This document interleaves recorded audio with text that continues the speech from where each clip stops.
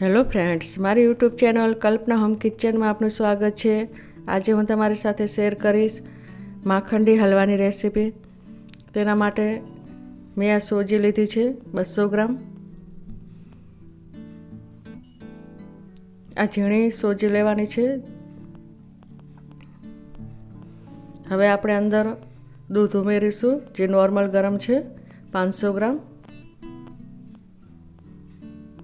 સોજી આપણે આવી રીતે મિક્સ કરી અને એને બરાબર પલાળી રાખવાની છે 10 મિનિટ માટે।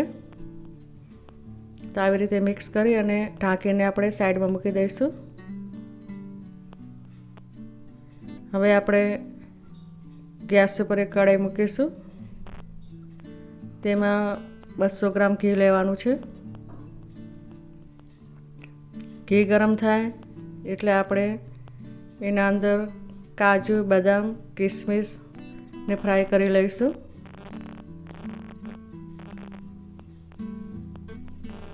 આવી રીતે ફ્રાય કરીને એને કાઢી લઈશું।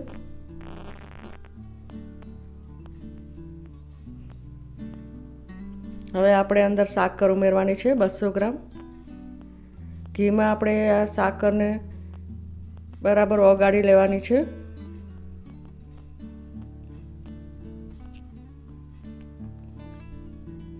આવી રીતે મિક્સ કરતા રહેવાનું। અને આપણે બ્રાઉન કલરની કરવાની છે। આનો જે કલર છે હવે ચેન્જ થાય છે। આવી રીતે બ્રાઉન કલર કરી લેવાનું છે। આવી રીતે આપણે આ સાકરને બ્રાઉન કલર કરી અને આવી રીતે તૈયાર કરી લેવાની। એનો જે કલર છે એકદમ કાળું ના થવું જોઈએ, નહીંતર કડવો લાગે છે હલવો।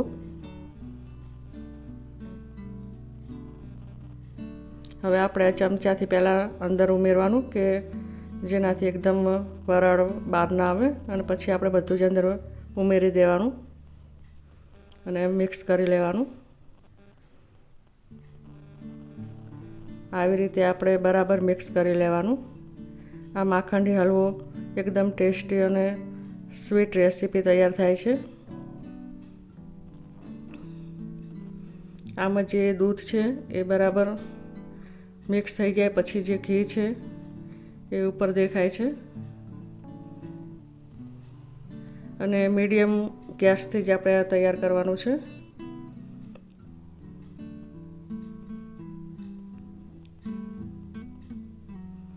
આવી રીતે મિક્સ કરતા રહેવાનું।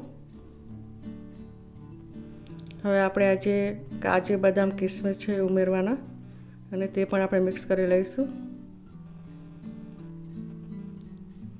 હવે આપણે પિસ્તા છે 1 ચમચી, જો ઓપ્શન છે નાખવા હોય તો જ નાખવાના। ઇલાયચી પાવડર છે, તેને પણ આપણે બરાબર મિક્સ કરી લઈશું। આ જે આપણે સોજીનો શીરો બનાવીએ છીએ તેનાથી એકદમ અલગ જ આનો ટેસ્ટ આવે છે। આ એકદમ સ્વીટ રેસીપી તૈયાર થાય છે। આને માખંડી હલવો કહેવાય છે।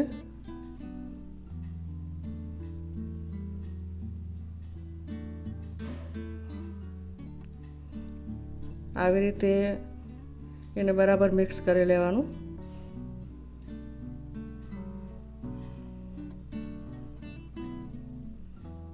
ફ્રેન્ડ્સ, મારી રેસીપી પસંદ આવે તો તેને શેર પણ કરજો અને સબસ્ક્રાઈબ પણ કરજો।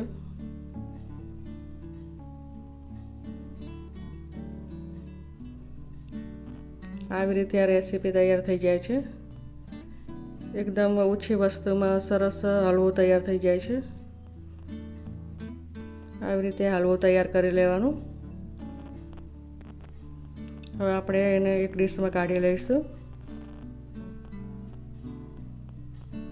તો ફ્રેન્ડ્સ, જો નવા હોય તો સબસ્ક્રાઈબ કરજો। અને આ હલવો જે તૈયાર થઈ ગયો છે ને, હવે મળીશું આપણે બીજી રેસીપીમાં। ત્યાં સુધી બાય।